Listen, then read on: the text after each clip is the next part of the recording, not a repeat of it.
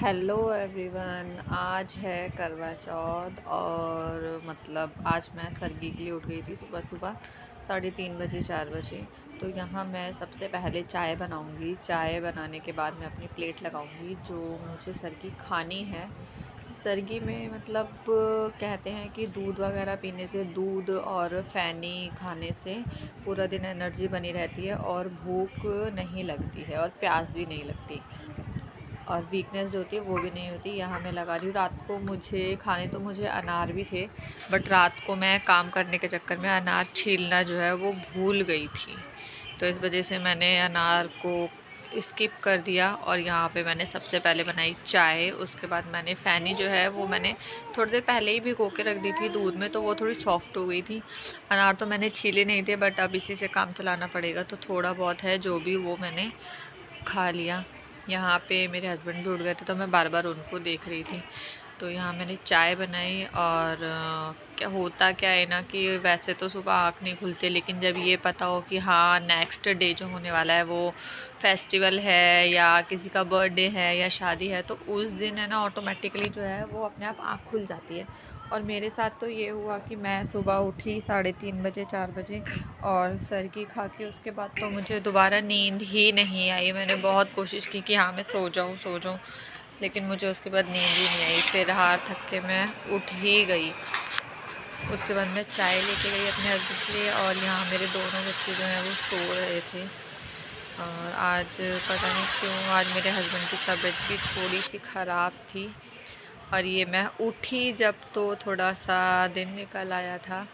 देखते हैं आज का पूरा दिन कैसा जाता है, आप लोगों के साथ शेयर करूँगी। यहाँ सबसे पहले मैं आई छत पे झाड़ू लगाने के लिए, तो यहाँ से मेरी छत का व्यू जो है वो कुछ इस तरह का है, हल्की हल्की सी ठंड और हल्की सी धूप। यहाँ पूरी सोसाइटी में कोई भी बाहर नहीं नज़र आ रहा है, सब अपने अपने घर पे। और यहाँ मेरा बेटा भी मेरे साथ छत पे आ गया था, तो ये ऊपर आके हमेशा ही उद्यम करता है। यहाँ मैंने 11 साढ़े 11 बजे मेरे बेटे को नहला दिया था और ये नहलाने के बाद कपड़े पहनाने के टाइम पे बहुत तंग करता है। कभी इधर भागता है, कभी उधर भागता है, कभी इसको ये चाहिए, कभी इसको वो चाहिए। काजल नहीं लगवाता, टीका नहीं लगवाता, तो इसको मैं जो भी करती हूँ गोदी में लिटा के करती हूँ ताकि ये इधर उधर भागे ना। और अब तो ठंड का भी मौसम है, तो मैंने बच्चों को थोड़ा गर्म कपड़े पहनाना भी शुरू कर दिया है। और यहाँ पे आप सबको हाय बोल रहा है। यहाँ पे मेरी बेटी भी सो रही है, मैं इसको उठा रही थी बट ये उठी नहीं। फिर थोड़ी देर बाद ये अपने आप ही उठ गई और मैं भी दोनों बच्चों को नहला के उसके बाद मैं अपना रेडी होना स्टार्ट करूँगी। यहाँ पे मैं रेडी होने के बाद आ गई हूँ पूजा करने। यहाँ मेरा बेटा भी मेरे साथ बैठ गया है और यहाँ मैंने चौथ माता की जो है फ़ोटो तो नहीं थी मेरे पास, लेकिन हाँ मेरे पास बुक थी, तो वो मैंने यहाँ पे स्टिक कर दी थी, तो मैंने उसी से पूजा कर ली। और जो भी है जैसे भी आप लोग लगाते हो प्लेट, सबके में अलग अलग होता है, तो हमारे में तो ऐसे ही लगती है, तो मैंने ऐसे ही लगाया।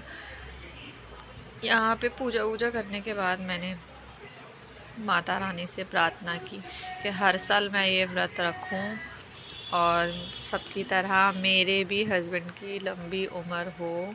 यही विश आप लोग भी करना। सुबह हम लोग सरगी पता है क्यों करते हैं, ये सोच के करते हैं कि हाँ जो हमारा व्रत है वो पूरा दिन अच्छे से जाएगा। यहाँ चांद का इंतज़ार करते करते मैं चली गई छत पे देखने के लिए चांद, जो कि नहीं आया था।